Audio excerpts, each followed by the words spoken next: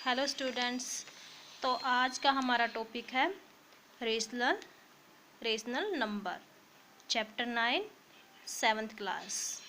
Okay, तो हम 7th class से चैप्टर 9 रेशनल नंबर कर रहे हैं। रेशनल नंबर क्या होते हैं?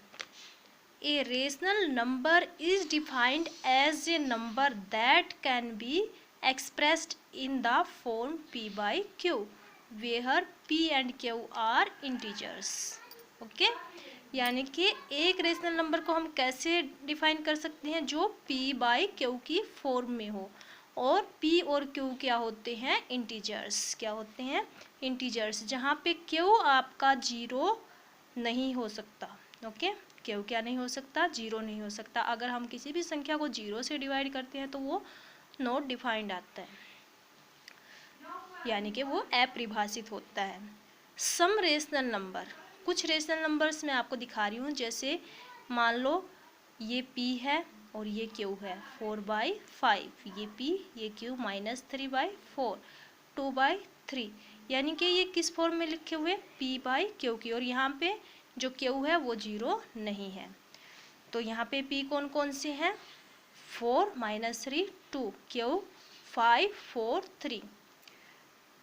p क्या है यहाँ पे? न्यूमिरेटर्स, और q क्या है? डेनोमिनेटर्स।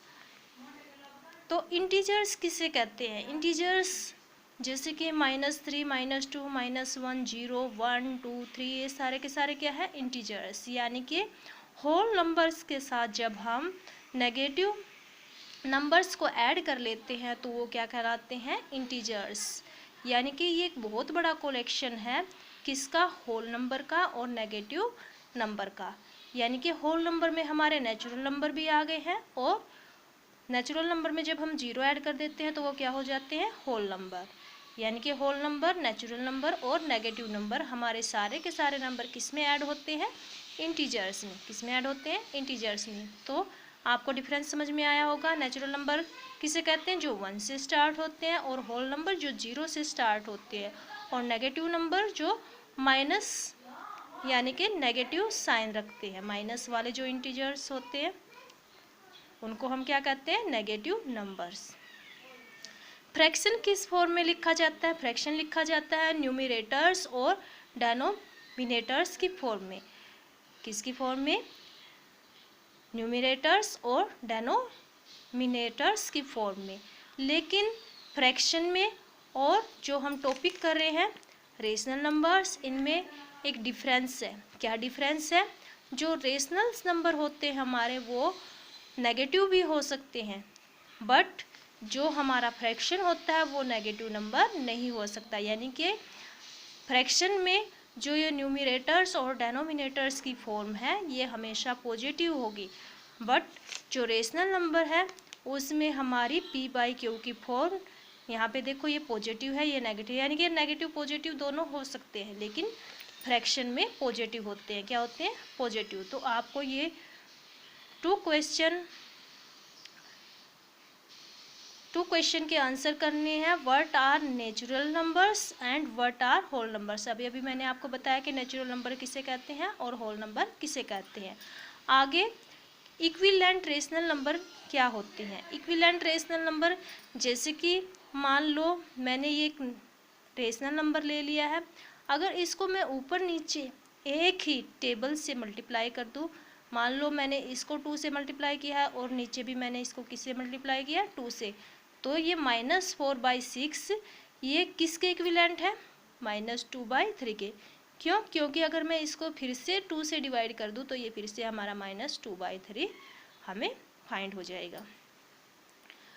आगे अगर मैं इसी नंबर को 3 से ऊपर भी और नीचे भी अगर दोनों साइड में मल्टीप्लाई कर दूँ तो -6/9 भी -2/3 के इक्विवेलेंट होगा। ऐसे ही अगर मैं इसको -5/-5 से मल्टीप्लाई कर दूँ तो 10/-15 भी -2/3 के इक्विवेलेंट होगा। यानी कि अगर मैं न्यूमिनेटर और डेनोमिनेटर दोनों को सेम नंबर से मल्टीप्लाई करती हूँ तो वो हमेशा इसके क्या आएंगे?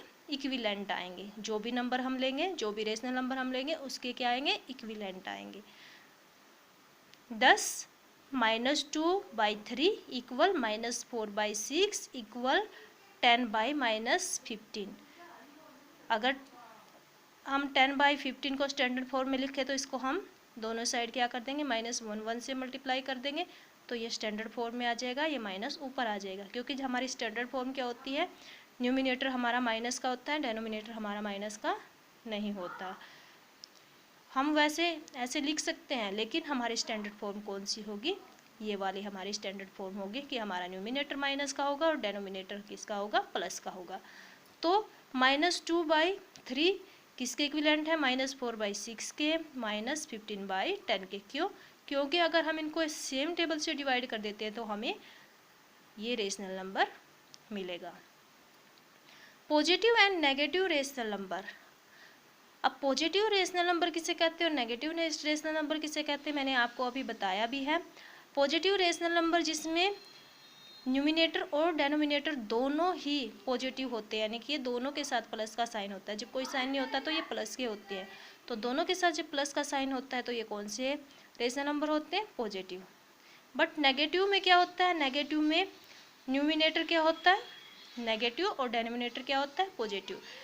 डेनोमिनेटर अगर नेगेटिव हो तो हम उसको -1 और -1 से मल्टीप्लाई करके स्टैंडर्ड फॉर्म में लिख लेते हैं, तो -5/7, यानी कि जिसमें न्यूमिनेटर क्या हो, नेगेटिव हो, तो वो क्या होगा हमारा नेगेटिव रेशनल नंबर। क्या होगा, नेगेटिव रेशनल नंबर।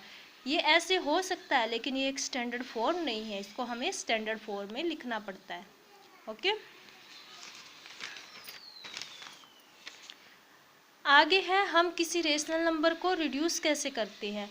रिड्यूस करके उसको स्टैंडर्ड फॉर्म में लिखना होता है। जैसे -45/30 है, तो हमें इसको रिड्यूस कैसे करना है, हमें ये देखना होता है कि ये किस टेबल से डिवाइड हो रहे हैं। अगर 45 3 के टेबल से डिवाइड हो रहा है तो हम इसको भी 3 के टेबल से ही डिवाइड करेंगे।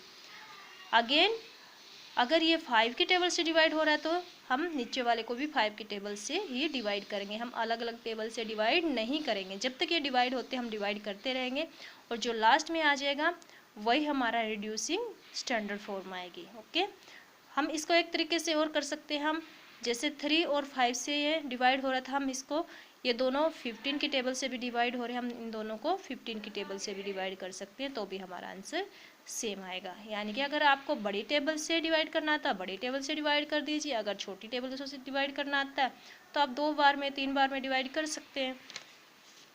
आगे मैं आपको कुछ सम समझा रही हूँ, जैसे कि रिड्यूस द स्टैंडर्ड फॉर्म। 36 में -24 -3 -15, इनको कैसे स्टैंडर्ड फॉर्म में लाएंगे। सबसे पहले हम इसको स्टैंडर्ड फॉर्म में ले आते हैं। इसका सॉल्यूशन मैंने यहाँ कर रखा है। तो देखो, इसको हम स्टैंडर्ड फॉर्म में लाएंगे, ये 3/2 आ गया, तो इसको -1 से मल्टीप्लाई करके -1 से मल्टीप्लाई करके हम स्टैंडर्ड फॉर्म में लिख लेंगे -3/2, रिड्यूसिंग स्टैंडर्ड फॉर्म आ जाएगी। अब दूसरा पार्ट था हमारा -3 में -15, माइनस से माइनस कैंसिल हो जाएगा और ये 3 की टेबल से डिवाइड हो जाएंगे, तो क्या आ जाएगा 1/5। सेकंड सम में 4/-9 है और -16/36 है, represent the same rational number. आपको बताने कि क्या ये सेम रेशनल नंबर है, तो देख लेते हैं ये सेम रेशनल नंबर है कि नहीं। तो देखो, अगर मैं इसको -4 से और -4 से मल्टीप्लाई कर दूँ तो ये क्या आ जाएगा -16/36, और ये पहले से ही -16/36 है, तो ये क्या है, सेम रेशनल नंबर है। हमें क्या करने हैं, हमें इनके एलसीएम इक्वल करने हैं, और ये नीचे माइनस है तो इसको स्टैंडर्ड फॉर्म में लाने के लिए हमें क्या करना पड़ेगा, -4 से और -4 से ही मल्टीप्लाई करना पड़ेगा। क्यों अगर एक माइनस और एक प्लस होता है तो माइनस हो जाता है, दोनों माइनस होते हैं तो क्या हो जाता है, प्लस। तो हमें इनको स्टैंडर्ड फॉर्म में ला के देखना होता है, तो ये दोनों एक दूसरे के इक्वल है, तो ये क्या है, सेम रेशनल नंबर। ओके, आज के लिए बस इतना ही, इससे आगे नेक्स्ट वीडियो में करते हैं। Okay, bye.